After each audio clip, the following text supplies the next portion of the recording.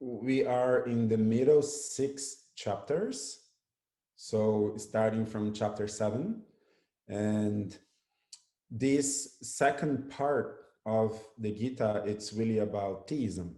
Krishna is the center. He's really revealing himself as the supreme person.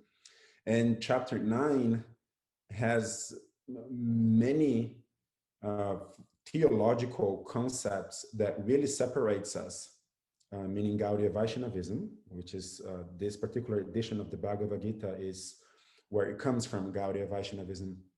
And it really separates us from mainstream religions of the West. And one may ask, well, what is the benefit of that? The benefit would be that theological concepts have been criticized for hundreds of years in the West, thus giving most people a negative connotation and leaving them with no real choice to make real progress in their spiritual life. And furthermore, and even worse, being more inclined to listen to and partake in atheistic philosophy, which is obviously, in our opinion, not to the best of themselves. And so the context here, it's the one that have been already in place, that this chapter 9, like chapter 7 and 8, it's really a theological part of the Gita where Krishna is prominent in the center. Very nice. All right, so we covered texts 1 through 6. Would you like to go ahead and read them all the way through, or do you want to go one text at a time? I'll read them all, and then we can cover them, dive deep, and go into details. All right, so text 1, the Supreme Personality of Godhead said, "My dear Arjuna, because you are never envious of me, I shall impart to you this most confidential knowledge and realization, knowing which you shall be relieved of the miseries of material existence." Text 2, this knowledge is the king of education, the most secret of all secrets. It is the purest knowledge, and because it gives direct perception of the self by realization, it is the perfection of religion. It is everlasting, and it is joyfully performed. Text 3, those who are not faithful in this devotional service cannot attain me. Therefore, they return to the path of birth and death in this material world. Text 4, by me, in my unmanifested form, this entire universe is pervaded. All beings are in me, but I am not in them. Text 5, and yet everything that is created does not rest in me. Behold my mystic opulence. Although I am the maintainer of all living entities, and although I am everywhere, I am not a part of this cosmic manifestation, for myself is the very source of creation. Text 6, understand that as the mighty wind blowing everywhere rests always in the sky, all created beings rest in me. All right, well, those verses pack a lot of information. A whole lot of information, which could be seemingly difficult to understand on the surface, even contradictory to themselves. And that's what we like most, right? We're here to unpack them and talk about them. Yeah, I always love the problematization that Tukaram Prabhu always goes into when, oh, Krishna's contradicting himself. And That's right. I always like those conversations. Which is obviously a paradox, not really a contradiction, right? I guess it's worthwhile mentioning the difference. A paradox is something that seems to be contradictory on the surface, but by its very nature, a paradox is forcing you to sit with that topic and go deep and really think about it. And if you do that, you then realize that it wasn't contradictory at all. It was just a paradox, something that seems to be difficult on the surface. But if you're interested enough and willing to put in the time, you will realize the light, the knowledge, the education that is giving you. Whereas a contradiction is something flat out wrong, right? Something like a square circle by the very nature, a square is not a circle. So then if I say, oh, give me that square circle, that is a contradiction. So these texts, they are certainly paradoxical, and perhaps, I mean, they're like the extreme version of of a paradox, almost a contradiction, but obviously Krishna is not contradicting himself. So Yeah, that's very our nice distinction. Thank you for bringing that up. Yeah, for clarifying. yeah. So that's our task here, to rescue Krishna from contradicting himself. All right. So yeah, in text one, what stood out to me was how Krishna said, because you are never envious of me, you come from a pure place, you're not disparaging, and because of this, I'm going to share with you the most confidential knowledge, like the greatest secret of the world. And Tukaram Prabhu has lectured on this a lot, about why our tradition even does the regulative principles of no meat eating, no gambling, no illicit sex, all that. And there's a point to it of really getting ourselves into a lifestyle or a physical and mental place of where we can start to absorb this knowledge and appreciate it.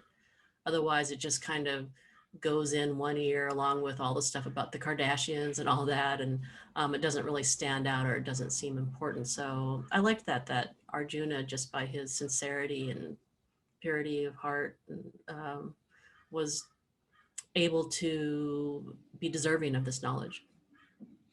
This is a very profound point, because for many reasons, those that you have already mentioned, but also Krishna is saying that this is Arjuna's qualification, which implies that if you don't have the qualification of not being envious, your goals of understanding this knowledge or even making spiritual progress in this path is defeated.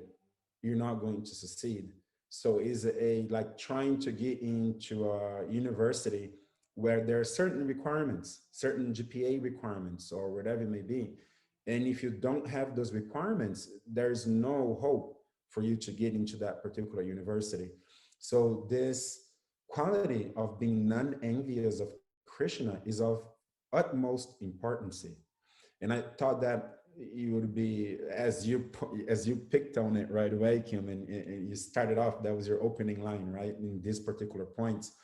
I also had that thought as we were in class, and I thought about illustrating it with further examples to illustrate how important this is. We cannot overstate how important this point is. And so I want to relate this idea of being envious of God to the idea of us being or not being the body, which is something that we've been talking about a lot, right? We are not the body, which is matter. We are souls, which is spiritual. And those are two categorically different things, matter and spirit. And so, us being spiritual inside of the body, we find ourselves in a predicament right now where we want to be happy, we want to enjoy. And the means by which we are able to enjoy and be happy is to satisfy our material senses, whether it is a beautiful piece of music that we are listening to, or good tasting food, or even sex enjoyments, or whatever it may be. We have these senses that pleases us and that gives us the sense of fulfillment and happiness, although it is very large, short-lived, because they are material by nature. So they have a beginning and an end. They're finite, and there are many other defects with it. But suffice to say that for now, there is this relationship between our senses of the body and what we perceive to be happiness. So if I get a degree and if I get this mental gratification that now I am a doctor, or I have this beautiful front ocean property with this amazing sights that I can always look at and thus satisfy my sight sense. So there's a sense in which all of these things are really what makes us happy. If you are, purely materialist, not never considering a spiritual topic or spiritual existence for that matter. And so what you want to do is to satisfy yourself. It is natural. It is what most people do. You strive to have a good time. Where in our bhakti yoga process of spiritual enlightenment, the idea is reversed, is the opposite. We are actually almost encouraged, I would say, to neglect our material senses and have them be secondary, if not even tertiary, in terms of what's really viable in our lives. We don't live to satisfy our material senses. Again, because of the philosophical point that we are not the body. So if I am not the body, why am I going to spend all of my life, all of my effort and intelligence to satisfy the body, which I'm not? So that's one of the reasons why. But then we're encouraged to satisfy the senses of Krishna, God. And what does that mean? It means that my actions, my thoughts, my efforts, my resources, my intentions, they are all guided towards satisfying Krishna and giving Krishna pleasure. Well, one may think, Krishna is God. Why does he need my help to be happy? Like, how can I even do that? He's the almighty person. He's all powerful, all knowledgeable, all wise. So why should I do that? That's the specific point that I'm trying to link here. Are we not envious if we're thinking that way? Like, no, I want to satisfy myself. I don't want to satisfy God. He already has everything. He is that from which everything comes. He has all knowledge, all power, and he's all good. So God is good. He's already comfortable. Why should I strive my precious time? Why should I sacrifice my enjoyment in order to satisfy God? I would argue that this is an envy at many levels. There can be a subtle envy here, and there can be a gross envy as well. It's like, no, I'm not going to satisfy that person. I'm going to satisfy myself. So if we are thinking that way, we are defeated in our attempts of spiritual progress. So we must let go of this idea that life's goal is to satisfy ourselves by means of pleasing our senses. One step higher than that would be, well, I live for my family, like the individuals in my family, let's say. So then, yes, it's better because you're not so self-centered, you're thinking about others, but it's still a very limited number of people. Like your family, your direct, immediate family would be made nowadays in the West of what, maybe 10 people? Like if you got a large family, we're talking about 20 people, but it's not going to be much more than that, average speaking. But it is better than just pleasing yourself. And now you're thinking of others. A step higher from that, and now you're thinking about your community. And then now you're thinking about your nation, right? Or even people like Elon Musk, he's thinking about the entire planet and saying, hey, if this planet was to be destroyed, then we can live in Mars. So let's create the means by which we can be an interplanetary species and be able to go to Mars if needed. So that's like, you're thinking about everybody. You're thinking of what's best for the entire planet. So that's also a level higher. But then now here, we are taking that to say, truly, I only want to please Krishna. And in order for you to arrive at that state of consciousness, you cannot envy that person, because if you envy the person, you're not going to think about pleasing them with all of your mind and all of your heart and all of your effort and all of your intelligence and all of your resources. You have to be non-envious in order to get to that point. So it's an extremely important point here. Wow, that's thank you so much for going into detail like that. You make such a good point about the state of mind we're in when it comes to envy and how we react once we are envious, like, oh, that person has this and that, and I'm not going to give them the satisfaction of this. I'm going to turn away from them, and translating that to our relationship with God. Today we're recording on Valentine's Day when millions and millions of people are exchanging cards and gifts and whatnot to please the people that they love. And so I really liked when you said, how do we please God who has everything? Why should we please God? And so even considering the idea that God is pleased by our love, or that God's love will grow based on our love growing for God, it's a really important point.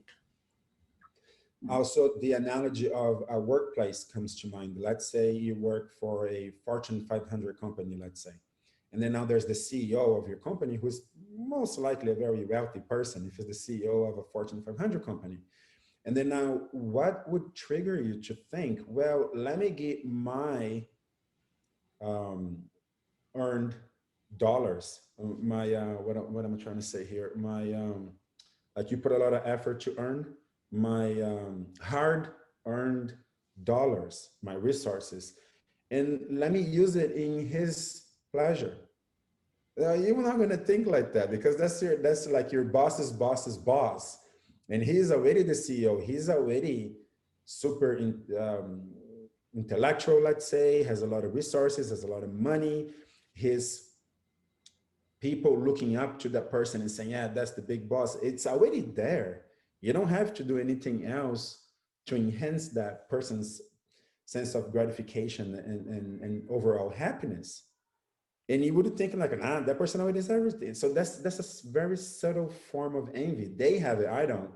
Therefore, they don't need anything else from me because they already have everything. That's a subtle form of envy. And not to speak of God. I'm talking about a CEO of a Fortune 500 company here. Now, God is unlimited times more powerful and intelligent than any CEO on this small planet Earth. So yeah, that non-envy, it's a extremely important qualification, and it has to be dealt with. We have to understand what does that mean, and say no, because of our love, which is stronger than envy, we are gonna sacrifice everything for God. Yeah. Yeah. Really nice points. Yeah. And then something that also stood out to me, and I don't mean to jump ahead. If you want to review text 2, please stop me or we can go back. But in text 3, the idea of returning to the path of birth and death. And I just wanted to touch on this a little bit because I know for me, when I first came to Krishna consciousness, the idea of hell was prominent in my mind because I associate that with religion, the religion that I grew up with. And so what was this tradition's perception of it? And so if you could just explain a little bit about this idea, Tukaram Prabhu mentioned it in class, that we don't believe in hell per se like the Christians do, but our idea of hell is like returning to this cycle of birth and death and birth and death with just no progress, no hope. Is that accurate? Yes, and so I'll take a step back here to fully um, give merit to the point you're bringing here. So the Bhagavad Gita is following a format here, which is quite traditional and very powerful and valuable, which I want to highlight. The text 1, we are being introduced to what one's qualification must be in order to receive this knowledge. Text 2, we are now glorifying that knowledge. We are saying this knowledge is the king of education, the most secrets of all secrets, because one may think, okay, well, I have to have all these qualifications, which is going to require some effort from the individual. Well, what's in it for me? What do I gain by acquiring these qualifications? Well, then text 2 does that. It is telling you, hey, it's the king of education, is the most secret of all secrets. It is the purest. So we are glorifying. It is the perfection of religion, and it is joyfully performed. It's almost like a commercial, right? Like, make this effort or give me this money for this thing that is so great. So text 2 is doing that.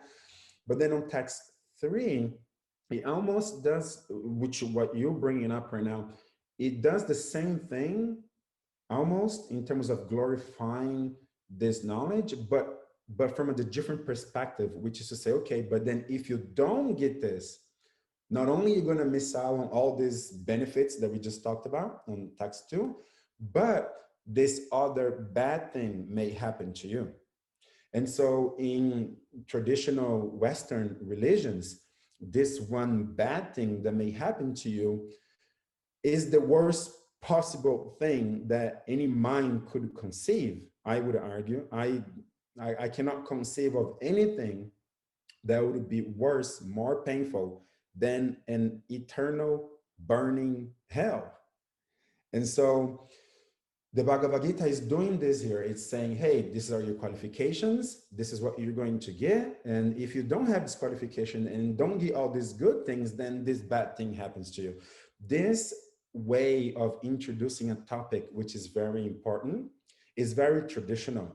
And it carries, these are, let's say, the rules of any serious writing, scripture writing, of ancient scriptures writing. They all follow this particular standard. And the Bhagavad Gita is none different. It's following this standard. So this is like something that is hidden behind all this, because we can read these texts and appreciate them, but also know that they're following a very formal way of presenting a text, presenting challenging ideas in a very bona fide way, following rules of writing.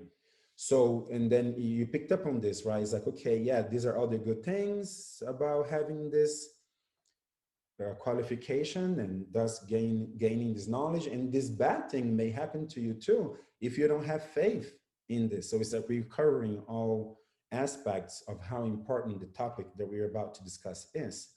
And yes, so the worst possible thing that could ever happen to somebody is if you are stuck in a burning fire forever. I mean, what can be more painful, right? Maybe like cold, like if you are in Antarctica, like in Alaska, and that constant cold, freezing wind is blowing on you and you're there forever. I would argue that's pretty tough too. But I think there's something about fire that would be even worse. I think there's more agony there. So then in traditional Western traditions of religion, then yeah, hell is that worst thing.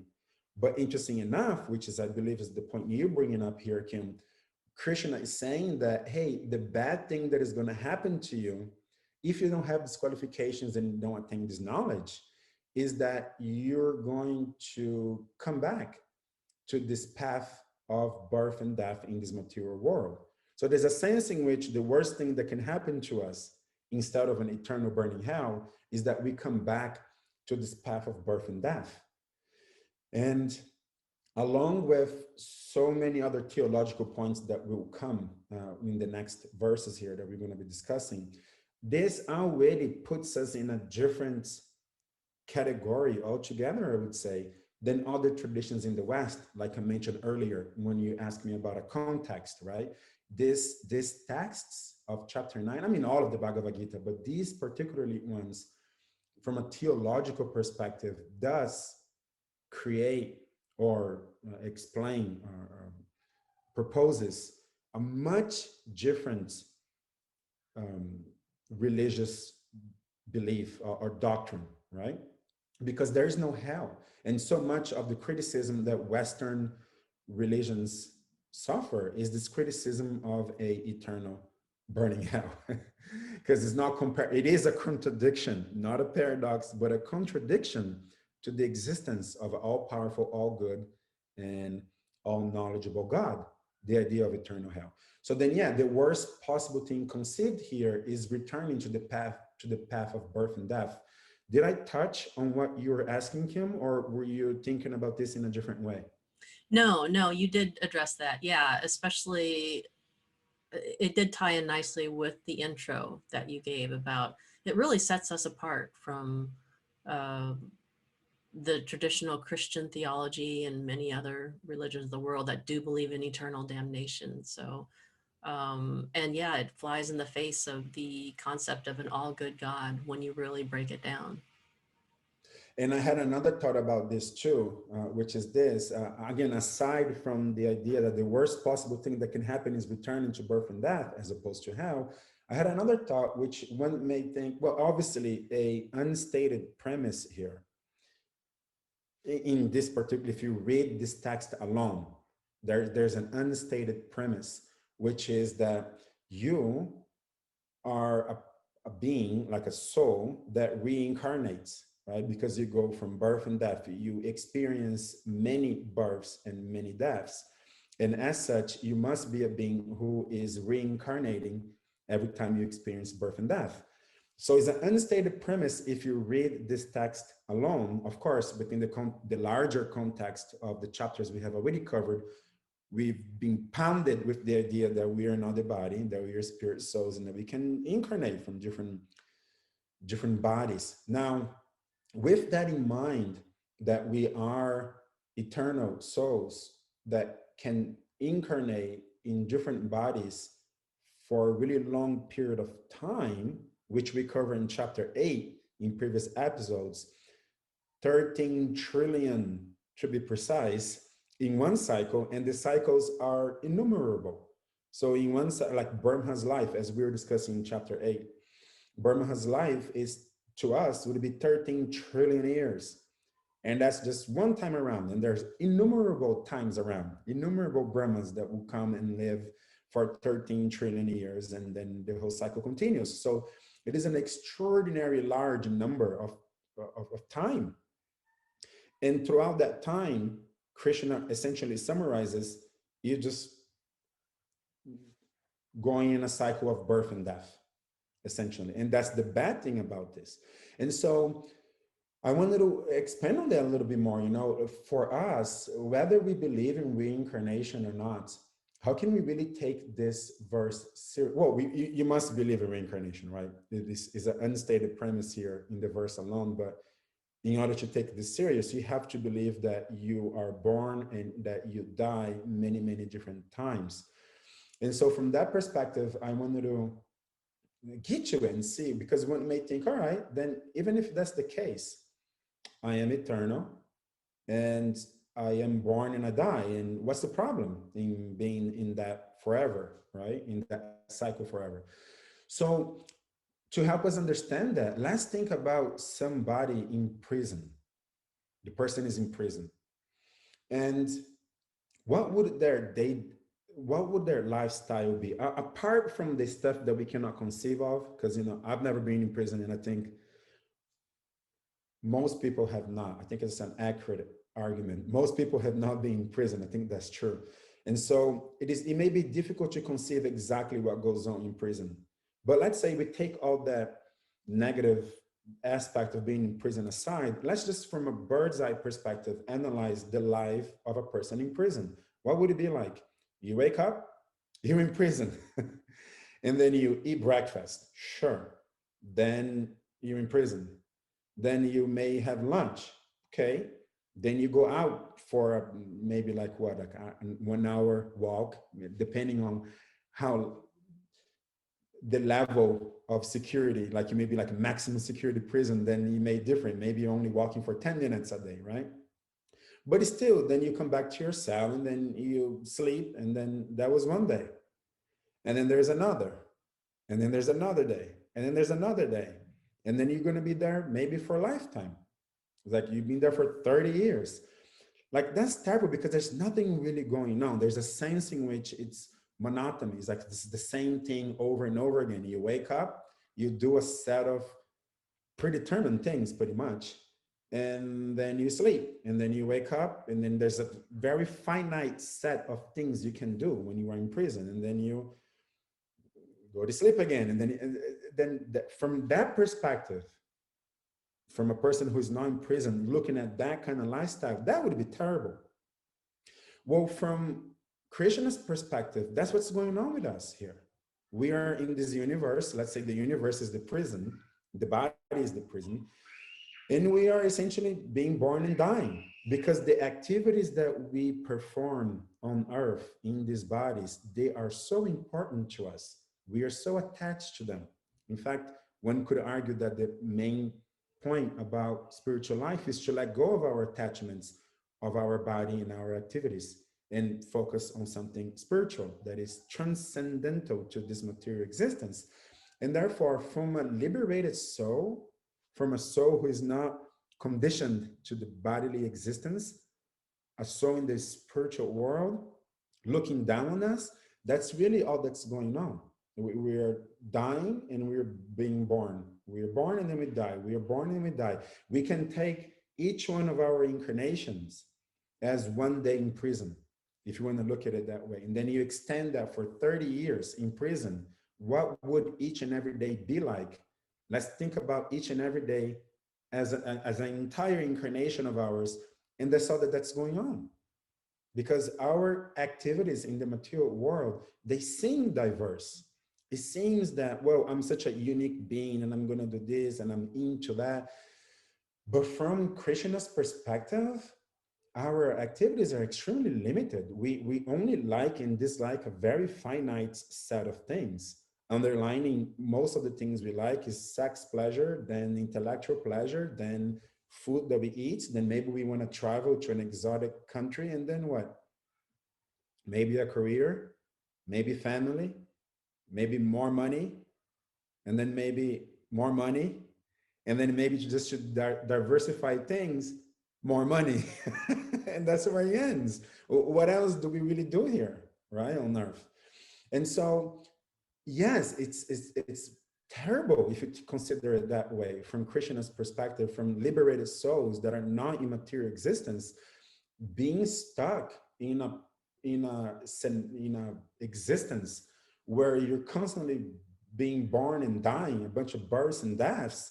That's terrible, because you have the opportunity to not have to experience death again and truly be wise, because the soul is described as being all knowledgeable as well, and full of pleasure as well. So if you have the opportunity to exist in the spiritual realm as an eternal being that will never die, if you are stuck in a material existence and all that you truly experience is birth and death, well, that's terrible. You'd be almost like thinking about a person in prison. You just wake up and you go to sleep. You wake up and you go to sleep. It's like the same old thing all over again. And your choices are pretty finite and limited.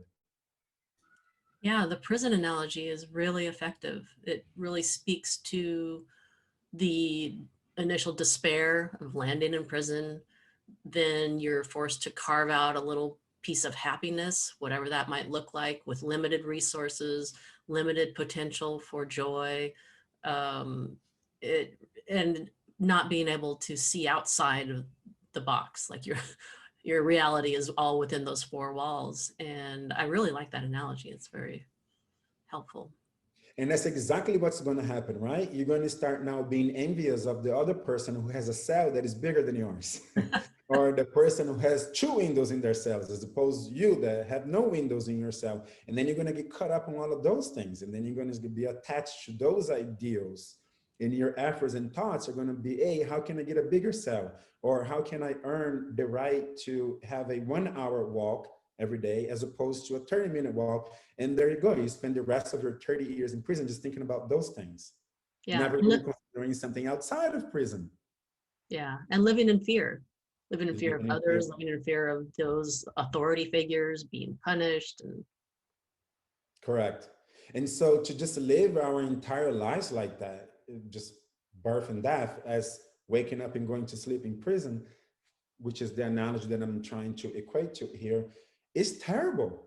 And because hell doesn't exist in our understanding of reality, then the second worst thing that could happen to you is this: to be stuck in a cycle of birth and death. yeah. Yeah. And I liked in text 2, where Krishna talks about it is the perfection of religion. That's an interesting statement. It's a very interesting statement, because different religions are seemingly proposing different things. And but the perfection of religion, it's the topmost, right? So if you're going to qualify yourself in being an envious and attain this knowledge and escape this cycle of birth and death, you're going to attain the perfection of religion. It's a really high goal. And I had a thought around that too, which is more psychological. Prominent psychologists in our society, they will say that in order for you to live a life that is the best version of itself, you need a goal. You need something that keeps you focused. You need something that motivates you in life and that keeps you going. Because otherwise, life and its challenges, which are there organically, is tough for you to deal with. But if you have a goal, if you have an objective in mind, then that will give you energy and power to remain focused, to conquer your challenges in life and attain that goal. And we can see this, most people that are very extremely successful, they are very goal-oriented. And the ordinary problems that most ordinary people will face is of no value to them. They're not even interested because those problems, they're so minute, they don't mean anything. They're just so focused on their goals and they're so driven. And they, by means of being so driven and focused on their particular goal, each day is a progress for them. And each day gives them that sense of accomplishments. I am one step closer towards my goal right now. And so to have a goal, to have an objective is extremely important for your psychological well-being. And and motivational speakers, like let's say material motivational speakers, they always encourage you to find your passion and be focused on that. Well, then the question is, well, what is the highest of the goals? What is the highest noble goal? Because if you're going to dream big, dream big. Like I'll quote, I'll talk about Elon Musk again. I mean, to make humanity a multi-planetary species, well, that's a pretty high goal, but it's driving him to be the wealthiest person on planets right now, be the CEO of many incredible companies. And what an extraordinary type of life, which doesn't really require you to be a theist. You could be an atheist and still do everything he's doing. But from the psychological perspective of an exemplary life on Earth, that's a pretty honorable type of person, because like such high goals. And then the question is, well, what is the highest goal then? Is the highest goal to be able to go to Mars and drive a car that doesn't require oil, but instead requires the energy from the sun, electricity? Well, we don't think so, even though that have made Elon Musk the richest person on Earth. We are conceiving of something much, much higher than this, of an existence outside of matter altogether. Forget about a meteor coming and destroying Earth and us having Mars as an escape. We're talking about escaping the entire universe and going to an spiritual realm. And that's what religions are concerned with, that we are not from here, that there's a place which is better for us to be, the spiritual world. And if this knowledge is the perfection of religion, then it is the highest goal one could ever pursue. And allow you to not only have that noble spiritual pursuit, but also, as I described, the benefits of having a material goal, have that as your spiritual goal as well, and make small progress every day, and therefore remain focused on your spiritual path. It gives us a tremendous, healthy psychological state of being as well, because we are pursuing a very high goal. And this knowledge that Krishna is giving us is the perfection of that goal, the perfection of religion. So it says a whole lot. Yeah, definitely. Well, you set up the first three texts so nicely, and now in the next few texts, we're getting more into the paradox, which we alluded to. So what are we looking at in the next few texts? I think we're looking at, again, the big distinction between Gaudiya Vaishnavism, or the Bhagavad Gita, what Krishna is saying in the Bhagavad Gita, but again, what Krishna is saying, not what somebody else is translating based on their envious mentality of Krishna, and therefore they change what Krishna is saying to fulfill their own goals because they're envious of Krishna. Not that, what Krishna actually said. The subtitle of our particular version of Bhagavad Gita is "As It Is," Bhagavad Gita as it is. So what Krishna is saying here, what Krishna himself said, without modifying his words, changes this religious system of spirituality that Krishna is presenting. It puts in its own category in comparison to traditional religions of the West. Mainly people that view religion as something negative.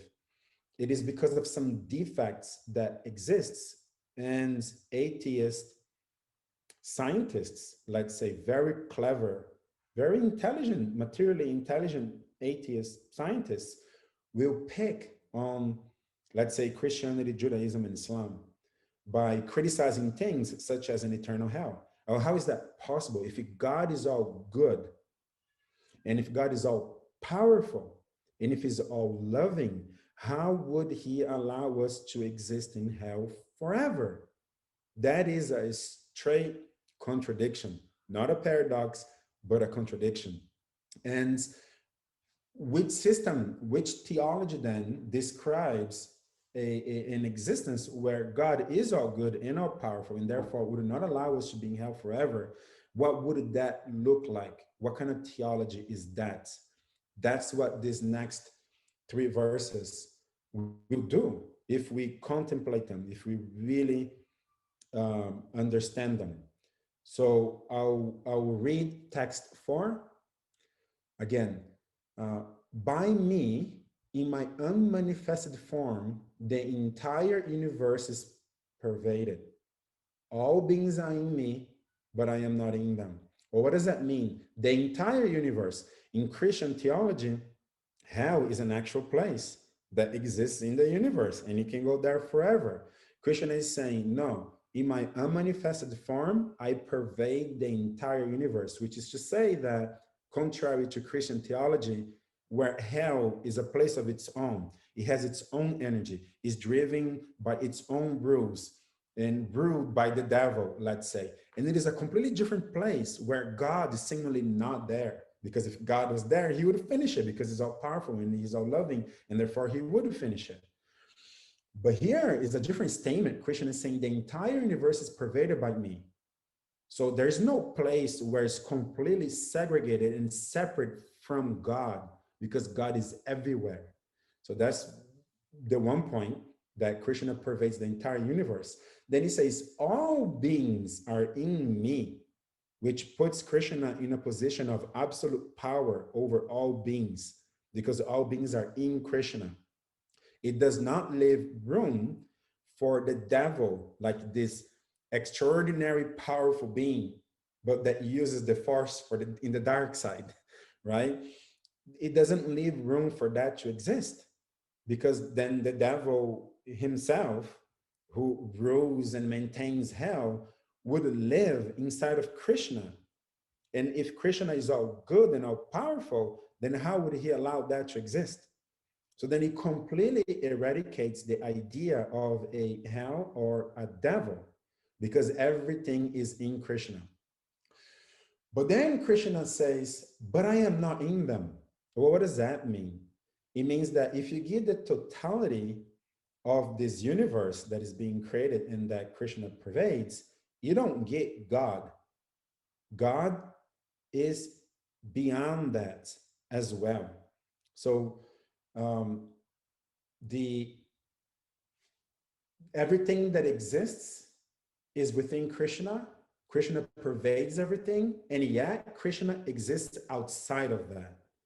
Right? So then it means, but I am not in them, right? So that's how he ends. And so this is what we know as Panentheism. There is an idea that is called Pantheism, which would be the first half of this, or the first 3/4 of this text.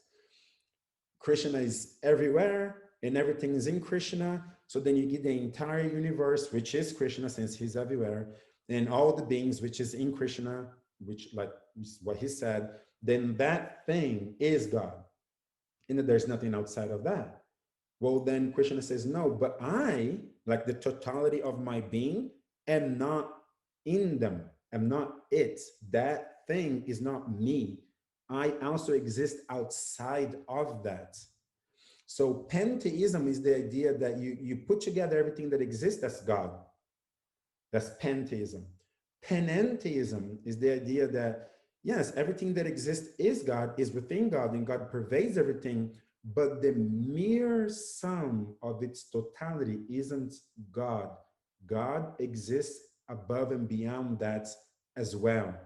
And that's panentheism. So that is God that there's everything that exists, and then God outside of that, existing outside of that as well. So that is the idea of Panentheism, which Tukaram brought up in our class.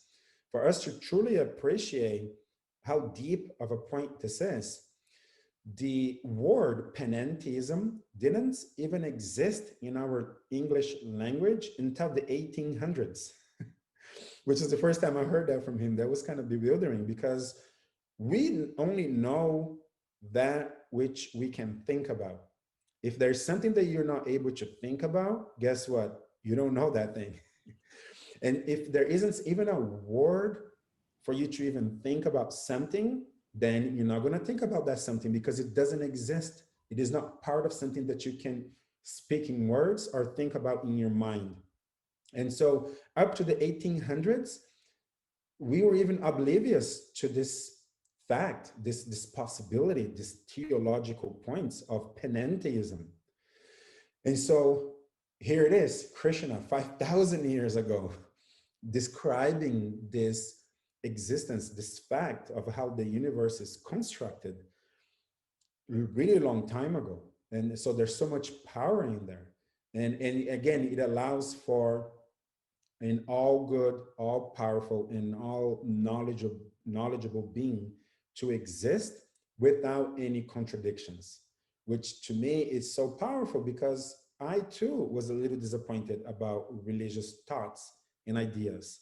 Back to what we were discussing from a more psychological perspective, if I need a goal in life in order to live the best version of my possible life, then the question would be, well, then what is the highest goal?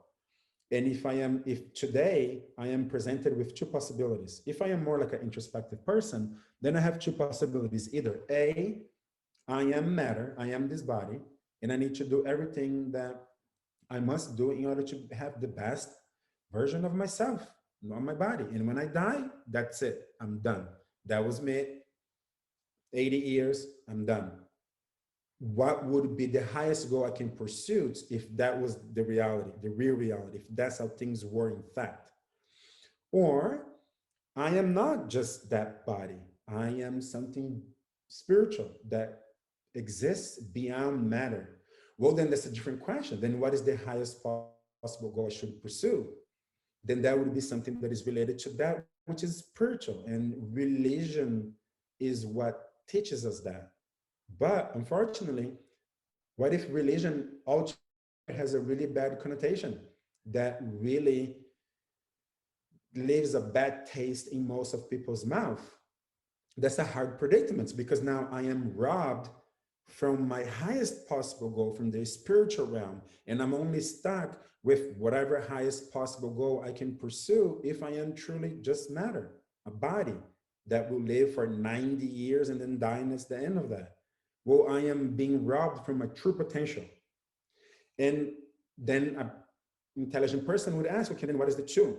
What is the highest goal if these are my only two possibilities? Either when I die, everything is done, or no, I'm something beyond. And if the institutions that will give me knowledge about who I am beyond my body are by default something negative, carrying a negative connotation, something that contradicts itself, well, then I don't have any interest in that. I'm going to be agnostic or atheist, and I'm going to live an ethical, pious life. And my highest goal is to take people to Mars, and that's where that ends.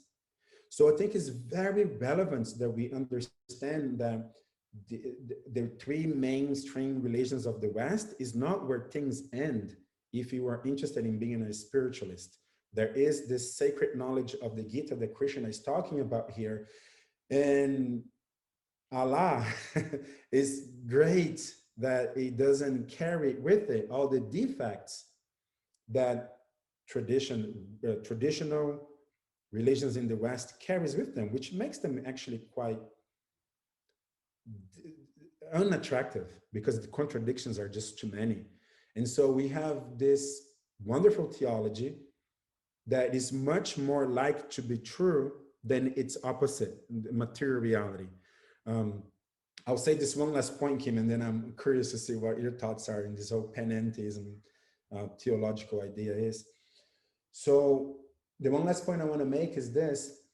We, um, oh, I had so many things in mind. I've been talking, and I think it just slipped my mind quickly. But uh,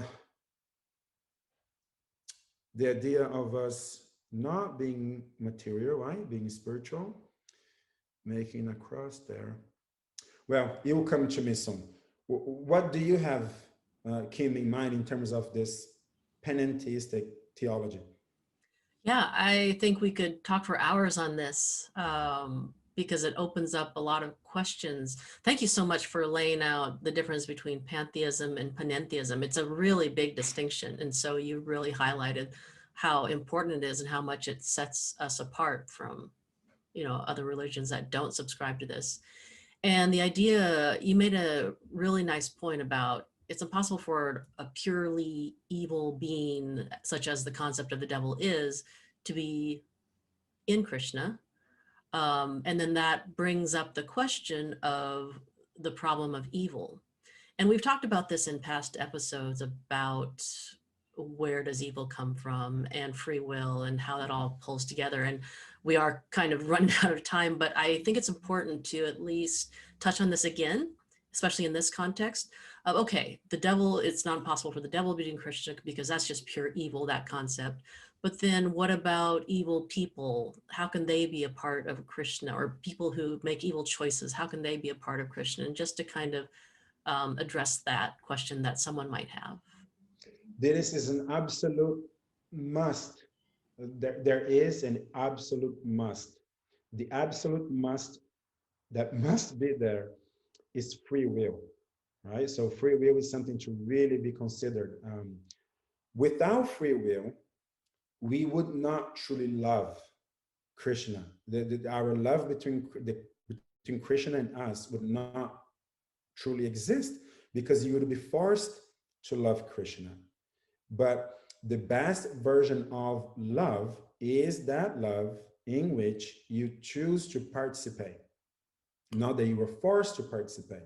So therefore, free will becomes a must. You must choose to love Krishna. Otherwise, how would even Krishna feel, right? How would, like, anyone can do a very simple thought experiment and ask themselves, if I was all powerful and I could force every living being to love me, what would that be like? Like, you would be a being who believes that everybody loves you, but they only love you because you're forcing them. Well, what if you were not forcing them to love you? What if they were able to make their own choices? Would they still love you? That's the question. So from Krishna's perspective, we must choose to love him. Otherwise, what kind of love is that? He's forcing us to love him. Then, like, if he wasn't forcing, then I would leave and I wouldn't love you. So what is the nature of that love? So then free will must exist. That's premise number one. Now, given that we do have free will, that means we can make choices. That means we can make good choices, and that means we can make bad choices. When we make bad choices, we create bad consequences, bad scenarios, and we can say hellish scenarios. For example, the intricacies of World War II. Was it the devil or was it Hitler? Well, I think it was Hitler. He messed it up. He made a bunch of bad choices, which caused very hellish conditions for a lot of people on earth. They didn't even have to die to go to hell. If you go to a Jewish concentration camp, that is hell, as far as I'm concerned.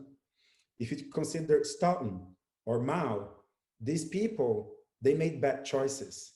They had free will to partake in the choices that you and I are partaking now, Kim, and spread love rather than hate, hope rather than fear, lights rather than darkness, right?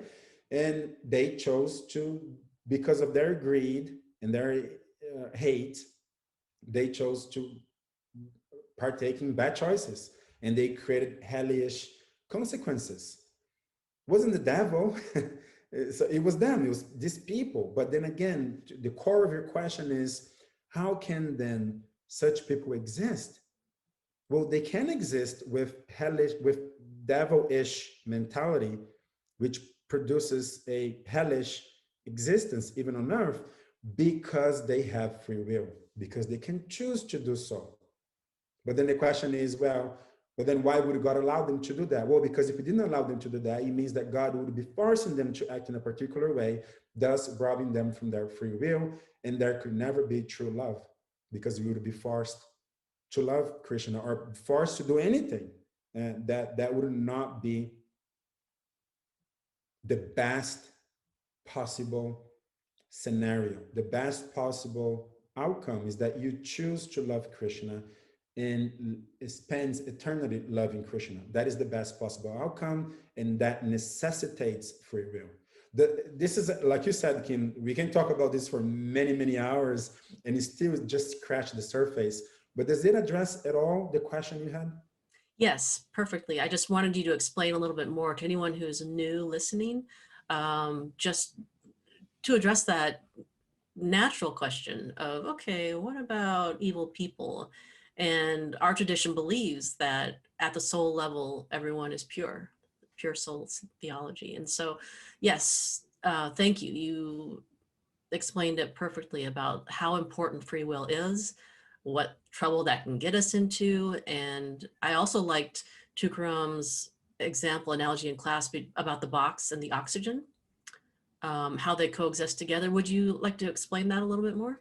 Yes, and that's text 6, and is essentially Krishna realizing that what he said in text 4 and 5 is a paradox. It's a bit difficult to understand. Krishna is aware of that. I mean, it's the truth, and therefore he's stating it, but he does recognize that is a paradoxical truth. And then he gives an analogy to help us understand that. So text 6 reads, understand that as the mighty wind blowing everywhere rests always in the sky, all created beings rest in me. And so if we consider space, what sort of thing is space?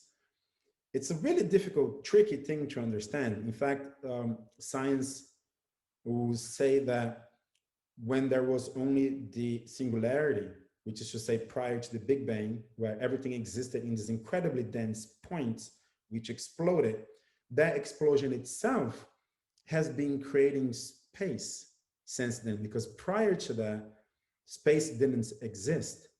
And the Big Bang itself is a phenomenon that creates space. And in fact, another accepted theory about the universe is that it constantly expands. So the Big Bang set in motion, let's say, this extraordinary process which constantly creates space. But what sort of thing is space itself? It's so subtle. Everything that exists within space. You cannot exist if there's no space for it to exist. And air is something that is quite subtle as well. So that's why Krishna talks about the blowing wind. Well, even air itself exists within space.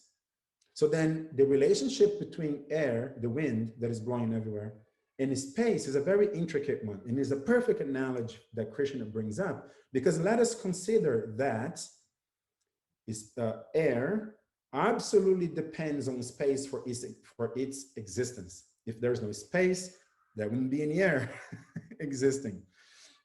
However, you can take air out of a given space. We call that a vacuum. In fact, there is a method of transportation that people are actually working on right now. It will be a tunnel underground, and it will be like a train type of thing under this tunnel that accelerates faster than an airplane.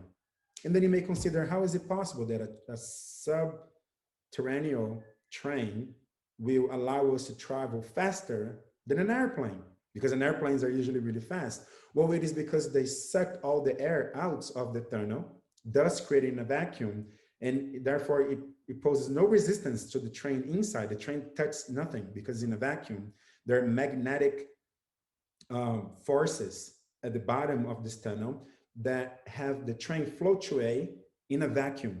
And therefore, the amounts of energy that is necessary to speed up this train is relatively small. And because it is in a vacuum, it goes so fast because there's no resistance.